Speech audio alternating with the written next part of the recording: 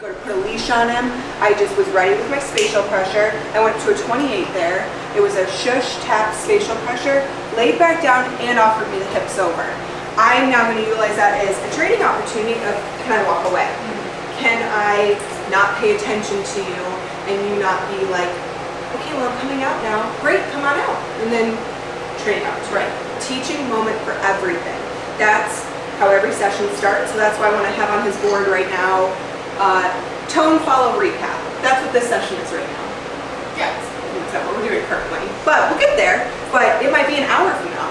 I don't know. So that's another thing is like why we keep the dogs an intimate size is because like, I don't know if I'm going to be working with this dog for 20 minutes. I don't know if I'm going to be working with this dog for an hour and a half. It's going to be whatever they need in that moment with me also understanding I have to also move on with my day. But good. I'm going to agree with this choice of him actively being like, okay, well, she disagreed with me busting out of the crate. What can I do instead? Great choice, bud. Now I'm going to go back over to him. Even leashing him up, his state of mind is a bazillion times better. That's the goal here. It's not, well, once I get the leash on him, I can work through that. Once I get him not busting out the door, then I can address that. No, right away. Right away is going to help him, at the end of the day, learn how to be a more respectable dog out in public.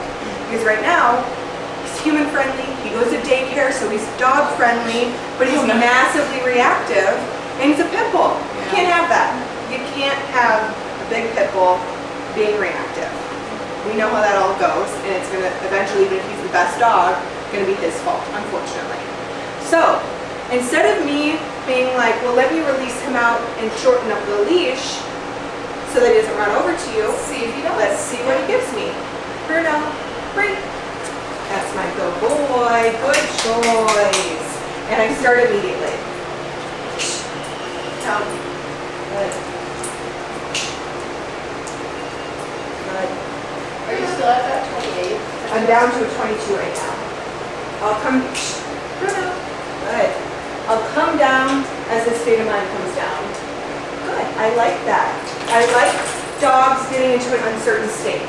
Because an uncertain but mindful state means let's start to teach, let's start to learn. I don't want it to be where it's like, come here buddy, come here buddy, come here buddy. All right, now I got you here. Now, like no, this is, that's what I'm gonna be dealing with. Good opportunity though. I also disagree with pitching, but not in like an intense way. I'm gonna disagree with that leash probably for sure.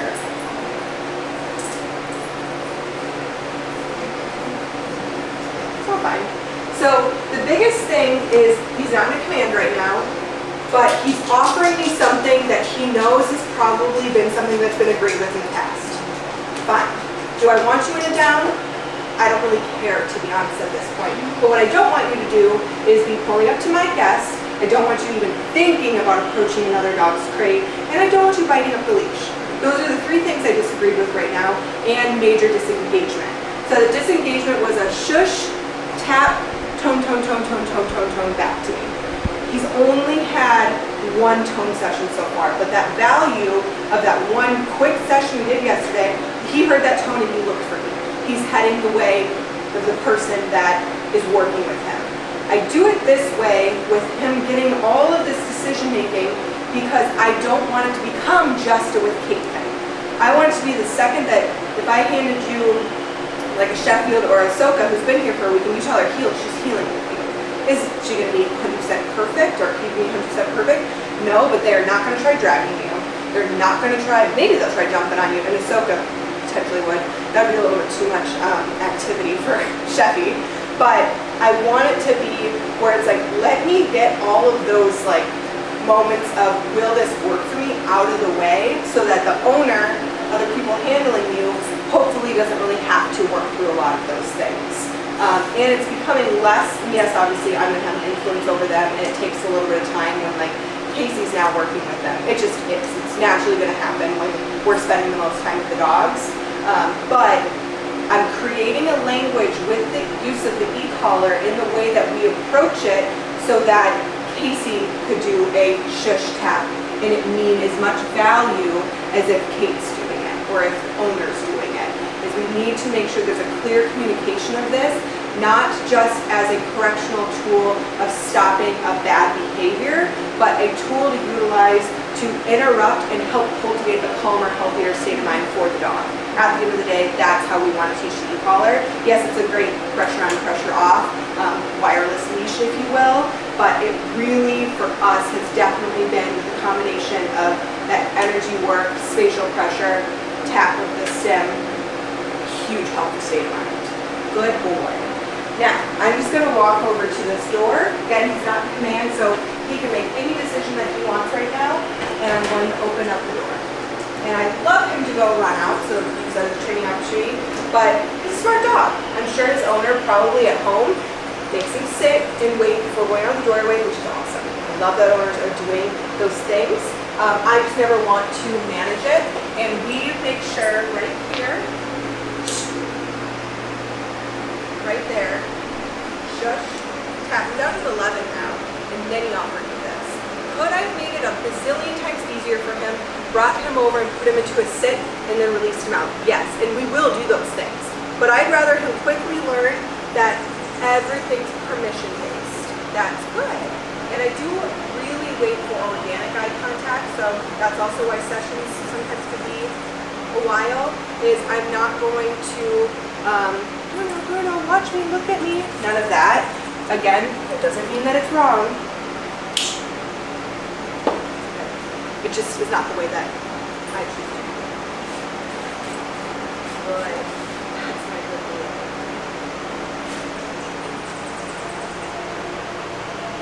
Great. That's good. All right, we'll head out here. So immediately arousal tail up, nothing intense, but he's just like immediately ready to go. You're gonna see he's like, ooh, all right, what do we got going here? Let's start making some decisions. I'm gonna touch the board. Oh, sorry. I can do it. So, my goal for this is if you guys want to step over to this side. Oh, is there does anyone not want to be in video? Or do you not care? Okay, cool. I've had a couple people that are like, I don't want to be in a video. So, clearly disconnected. Is he being like, Bruno? Good.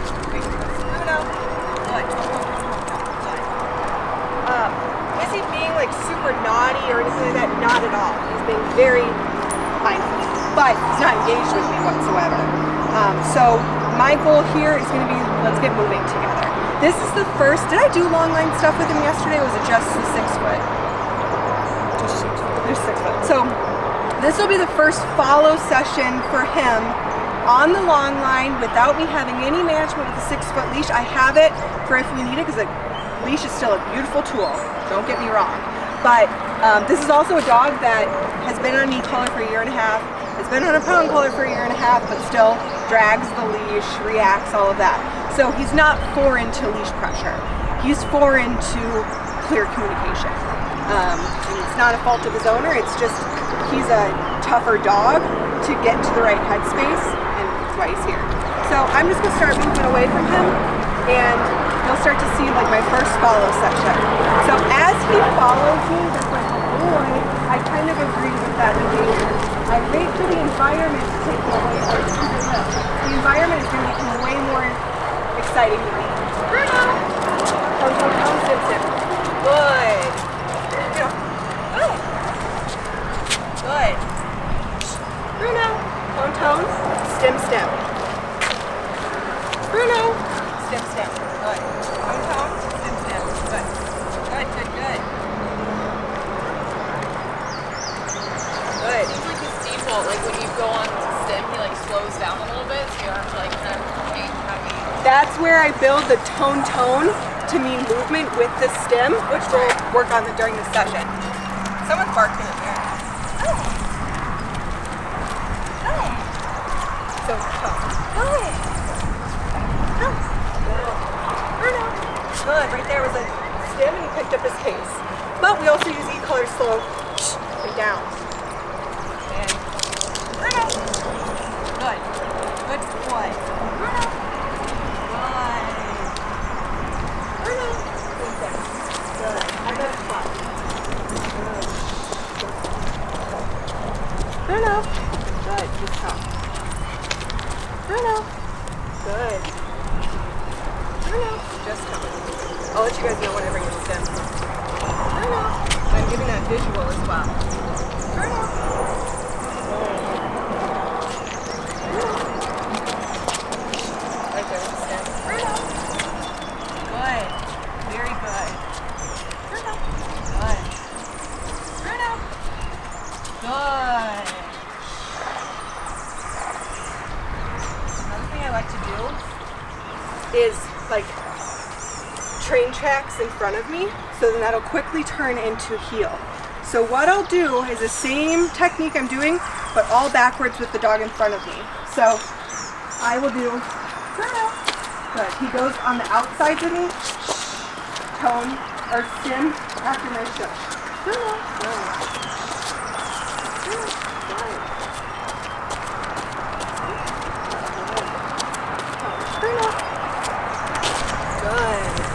Staying long lines.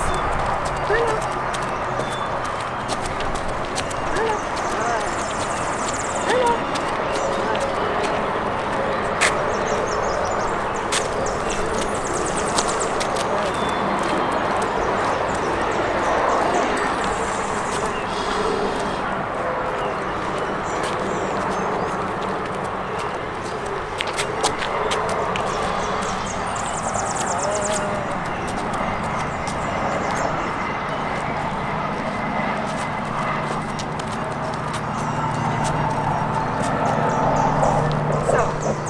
For a dog that constantly wants to turn and stare elsewhere, depends on the intent of what I feel the dog's giving me. If it's disconnection, where it's like, this definitely could be a little bit of that, but he's giving me zero effort in the equation, we're gonna work 10 times harder. I don't feel that with him. I don't feel that he's giving me zero effort. I just feel like that naturally being out in a different environment, this is like completely mild compared to what he's typically at. So we're gonna build that. That will build up. But I don't want to sit there and again ask for him to be engaged with me. I'm going to continue to implement work, and I would disagree with any sort of like intensity at something that would probably get him to the check-in with me. Great. But the soft, wide panting that's clearly warranted, stress or anything like that, his ears are nice and soft.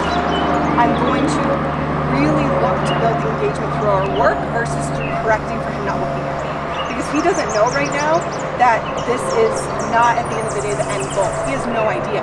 Because he's used to being out in an environment and it being like, well, as long as I'm not completely screaming at the end of the leash and being reactive, I'm doing good. And so managing our expectations of you're on a long line, putting zero pressure and staying in a spot, even though I even asked you to stay, that's a better choice than what you were giving us a drop off yesterday. So again, I would love it to be where it's like immediately like an Ahsoka who will come out and she'll be like staring at me and like eager to work. That'll come. And we can build more of that with like, we'll work with some of his meals and stuff to load up some of that eye contact and stuff. But again, I like it to feel really organic, and I don't want it to be because I'm again like asking him to look at me. Does that make sense? Gosh, this is the warmest day. I'm like sweating already. So what I like to do to get engagement from a dog is start to become a part of that environment that he can't help but look to. It's like my movement around or my crouching down. Is he going to choose to look at me? And if he doesn't, again, that's okay. Then I'm going to start to mark the behavior of doing that once he starts offering it. Even if it's a glance. So I'm going to let him know stay. He's not in a command right now, but I don't think he totally knows that. He's just kind of like, well, I think that when I come to you, I'm supposed to sit. So I'm going to let him know, Bruno, stay. Good, you are so handsome. And I'm going to start doing just a little bit of proofing stuff. Great. There we go. Right. Good. Stay. You can tell that like slowing down for him means going into a command, which is fine. It's not the worst thing in the world. Like it's probably more comfortable for him anyways to sit there versus stand there. But you can just tell it's probably been utilized a ton at home. Again, no problem. That's how owners have to kind of manage some of these types of dudes. Good. Bye. Shh. Stay.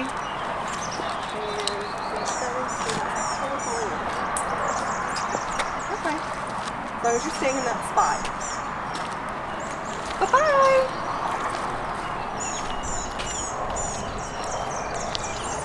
Good.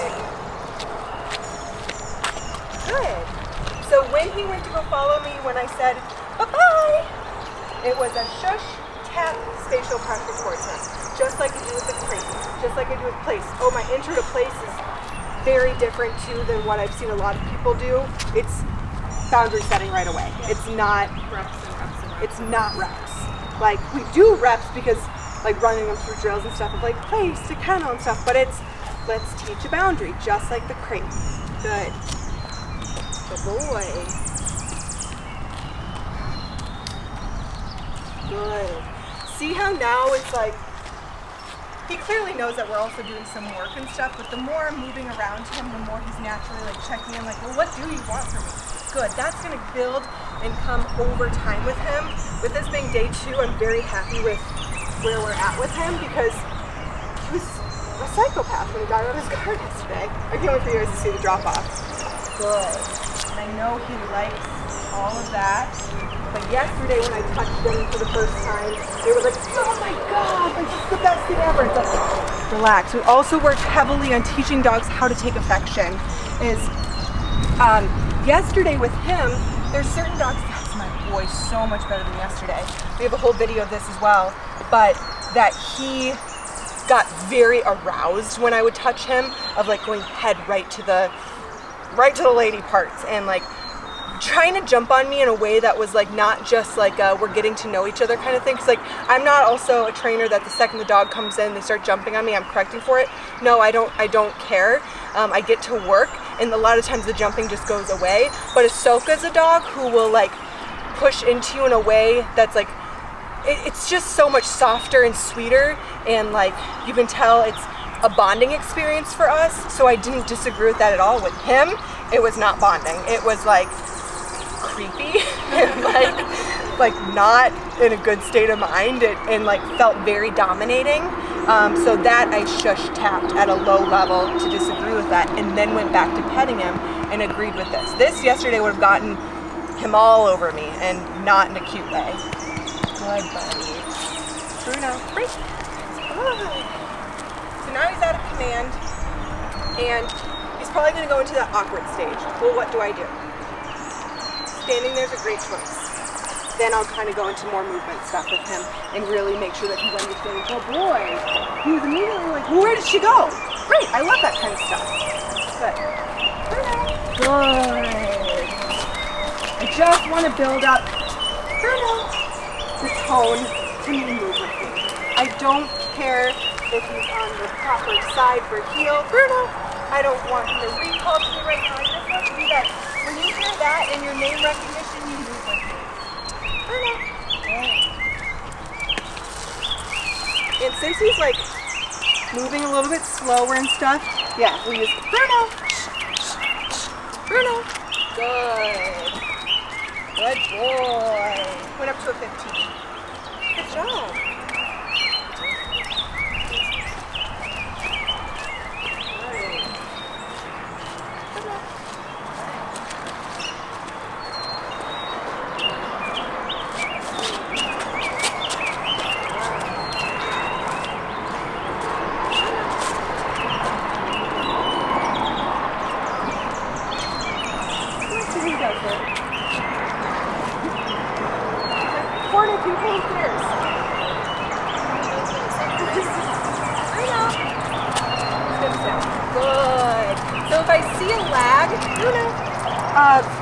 I'm hitting my tone, and saying the dog's name, and they're just kind of like, follow up with the stim, usually picks up their movement towards me a little bit. With him, we'll probably have to work through some of that slow moving stuff, and that'll be a little bit more of like when we get into the recall, but I again manage my expectations for first tone sessions, is I want to make sure that they do understand that that just means move with me, move towards me. It doesn't mean you have to move towards me super fast. It doesn't mean that you need to come to me. It doesn't mean you have to be on a proper side. It just means when you hear that, let's start building some recognition with it. That's the goal. Because if the goal on the first session, and again, I'm sure some people get it and it's perfection, is really reliable recall, I feel like we're not setting the owners up for success. We need to build like our building blocks with it. It's like, let's not overwhelm them with way too much in the beginning. Let's just teach them how to live a little bit more in a human world without being chaotic. That's my goal for the first couple of sessions with dogs, is like, let's learn how to move with a human. Let's learn how to not drag a human out of a doorway. Let's learn how to be on a leash, because it is unnatural for dogs to be on leashes. They didn't come out to be on leashes. But we live in a human world with dogs. They need to learn how to do that. So those are my main points of focus in the beginning, is how can we get you less aroused, in a calmer state that's better for you and your owner, and get you just moving with me. That's my main goal through and through. Good. Anybody want to do a little tone work with them? Alright, Morgan, you're up first. Yes, so. Alright. You're the one that's caffeinated, right? Yeah. Oh, we already had a coffee before we left. Oh, perfect. Morgan's 18. Wow. And she just bought a fifth wheeler. Right? Yeah, we got a fifth wheel on a truck. Yeah. Very cool. Gonna go like go down the road, right? Yeah. Because it's Arizona. That's awesome. You don't get that in New Jersey. Yeah. Awesome. So I'll give this to you. And I'll step to the side, and I know it's gonna take a little bit of like, you know, him getting into the rhythm with you and stuff. But all I want you to think about is I would probably start over here with him, and I would do like a Right, right. really clear. Not cave. Yeah. Yeah, and I'll just step to the side and just get him moving with you. And we'll kind of see what he does, what he gives Scared. us. I'll get some footage of you so you can see yourself then. Perfect. Awesome. Cool. Bruno. Bruno.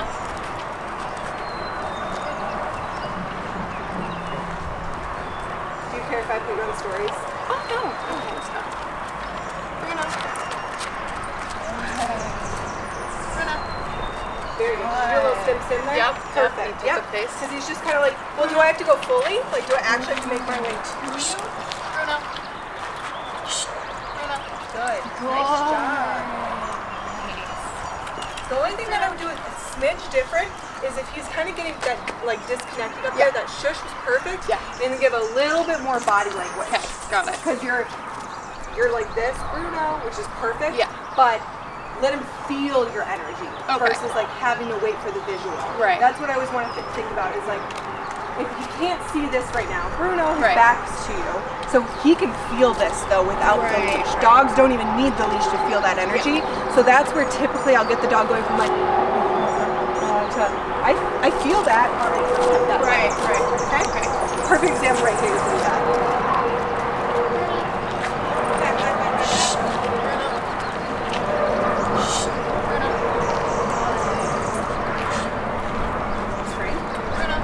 Yeah, they're walking there again. So right here, what I would give him, since I sense a little confusion, is instead of that like him kind of over here, he's kind of like looking like, wait, so what do you want from me? Yeah. I would get a little bit of the leash and Bruno and give it, create that picture a little bit clearer for Right. him, versus waiting to see like, is the stim gonna get his attention? Right, Is the verbal gonna get his attention? Giving him a little bit of that leash, Okay. and then going back into that. Bruno. Bruno. Get that feedback when he's heading right. Ooh, wait, I can't hear you. Might be. Good. Right there, when you start to see him come to you and kind of slow down, use the space. Okay. Keep the movement going. So what I'm seeing is a little bit of the Bruno, he's coming to me. Bruno, he's coming to me. Okay, yeah. Where it's feeling a little bit more of like we're almost doing a little bit of a recall thing. Right. Versus Just moving. natural movement with the Right. dog. So use this full stretch. Okay. And I'm gonna go see what's happening here. Bruno.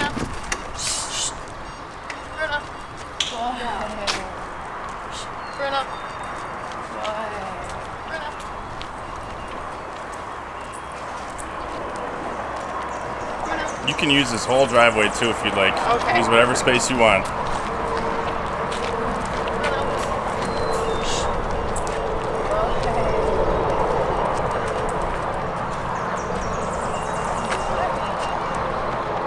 Bruno. Bruno.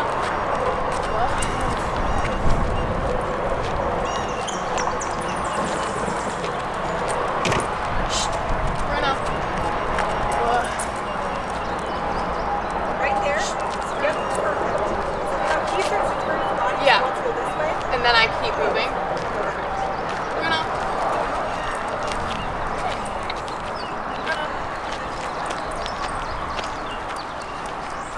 Bruno.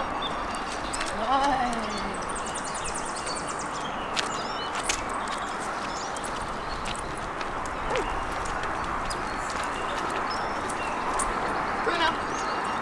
Good. Starts to go past your leg. You start to bring him all the way to you. And and just stop. I would like to shape that recall to in front of me versus turning outward. And then I'll continue direction.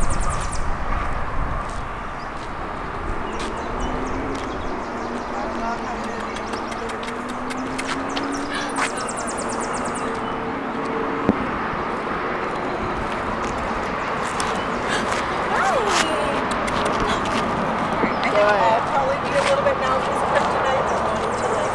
So what I want you to do is start giving him the visual of stay, Oh, right. the movement around him, and then I want to start making sure that we have a very clear release. Right. So that's where some owners will reach out to me when they get home and say like, my dog's on place, but I'm saying break, and they're looking at me Right. a little unsure. So my first kind of like point to them is, okay, well, let's create clarity around it if it's not understanding. So what I'll do there is I'll have my owner either put them on the leash again, do their visual that I create Right. with it, and always that high-pitched break. That's like that and I know recall. owners like to be like, break. Yeah, you wanted to like those are that and recall are like my two more like I have a little bit more energy Right. behind my voice is break and come. So what I always tell owners is give a little bit of that like leash guidance if they need to for the break and make it kind of an exciting event. Right. And not that we want break to become super impulsive because we can also slow that down if we need to, but there are some dogs that we have to pick up the energy for. So we'll see what it is for him. I don't think that break's gonna be a tough one for him. I think he's gonna be like, Yeah, cool. it seems like he already knows it. He's like, oh, Yes, that's fun. he's more or less like we're gonna have to like build up his effort for that actual like active work because I think that this kind of stuff for him is not super challenging. Right. It's the what's gonna happen once the environment's more around us. But if we can't get that like follow that connection without stuff going on around us, even though there is stuff, there's just like dogs and squirrels and stuff right now, then we're not gonna get it without anything going on around us. So it's really important for us to build up our strength of that tone and the strength of our stays and the strengths of our release. So that's kind of like what I always do in the middle of all the movement. Because the human needs a break from moving so much. It's like back and forth and drip and sweat. And the dog needs a break too. So what I like to do is again, I like to bring like energy to the dog for them to pay more attention to me. So I will wait till he looks at me, and then that's when I would let him know a clear visual stay. Okay. And then I would start doing some proofing stuff, and then we'll throw in a break. So you put him into a command, or did you just tell him? No, I Okay. just, yeah. Okay. I just So when he looks at you, let him know a visual of stay. Okay. And then we'll kind of go from there. Stay.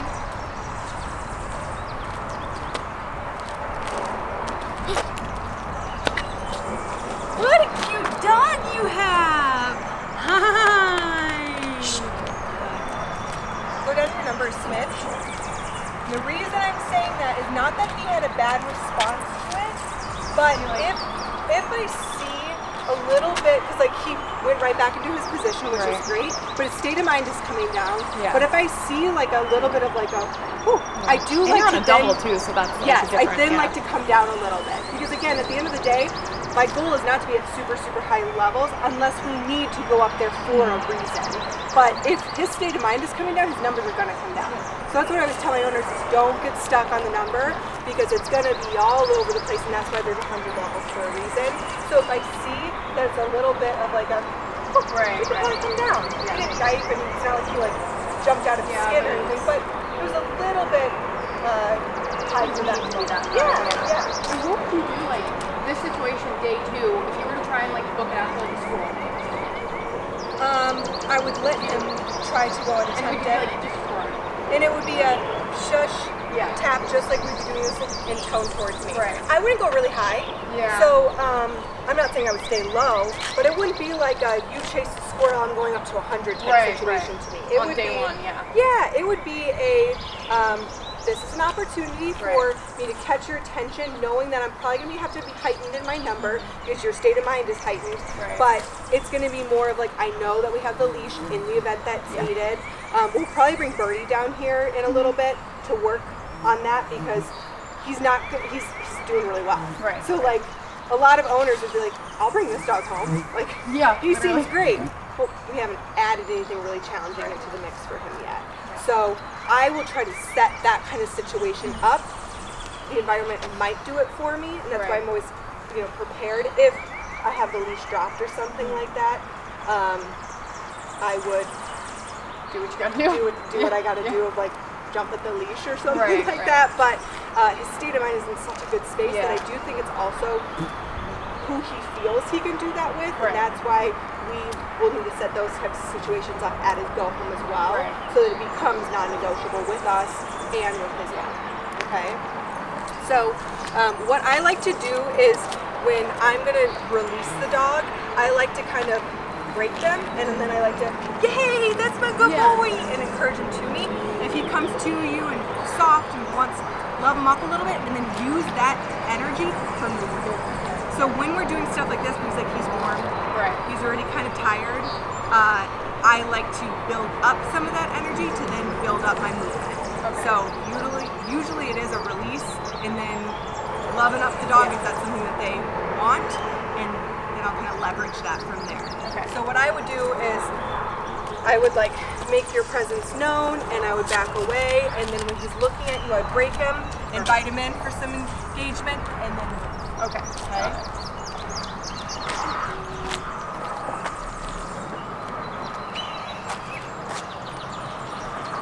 Sounds like we're in the desert.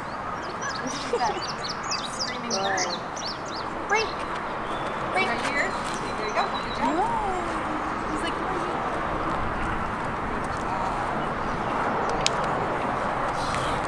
Bruno.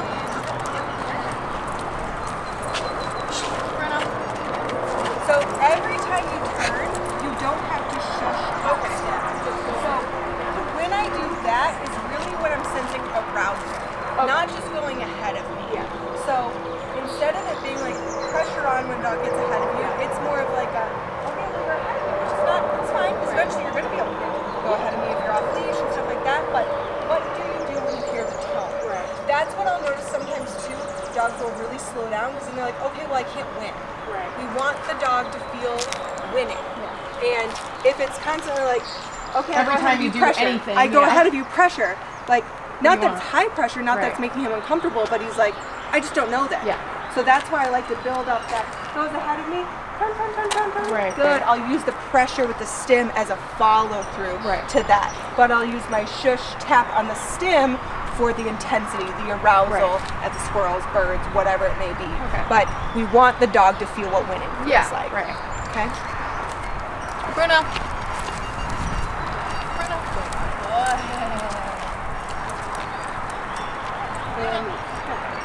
Good.